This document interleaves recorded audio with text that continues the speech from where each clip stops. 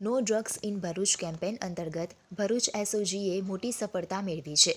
એસઓજીની ટીમને મળેલી બાતમીના આધારે ભરૂચના ચાવજ ગામની સીમમાં આવેલ અનુજ રેસિડેન્સી A304માં રેડ પાડવામાં આવી હતી.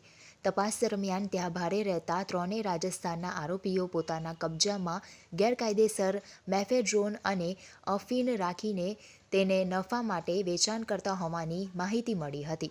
મૂળ રાજસ્થાનના જોધપુર અને પાલી વિસ્તારના રહેવાસી આરોપીઓ નશીલા પદાર્થો સંજય બિશ્નોઈ નામના વોન્ટેડને સપ્લાય પાસેથી લાવીને ભરૂચ જિલ્લામાં છૂટક વેચાણ કરતા હતા. પોલીસે શ્રવણકુમાર મનોહરરામ બિશ્નોઈ, ખિલેરિયો ઘાણી જોધપુર, મહિપાલ કૃષ્ણરામ બિશ્નોઈ જાંગુસર પાલી અને પ્રદીપ રાજુરામ બિશ્નોઈ ફલોદી વિસ્તાર રાજસ્થાનથી ધરપકડ કરી હતી. આ મામલામાં પોલીસે મેફેડ્રોન 35.27 ગ્રામ કિંમત ₹1,05,810 અને અફીણ 27.28 ગ્રામ કિંમત ₹13,640 સહિત કુલ ₹1,90,350નો મુદ્દેમાલ જપ્ત કર્યો હતો. આ અંગે ભરૂચ શહેર સી ડિવિઝન પોલીસ મથકમાં ગુનો દાખલ કરાવવામાં આવ્યો છે.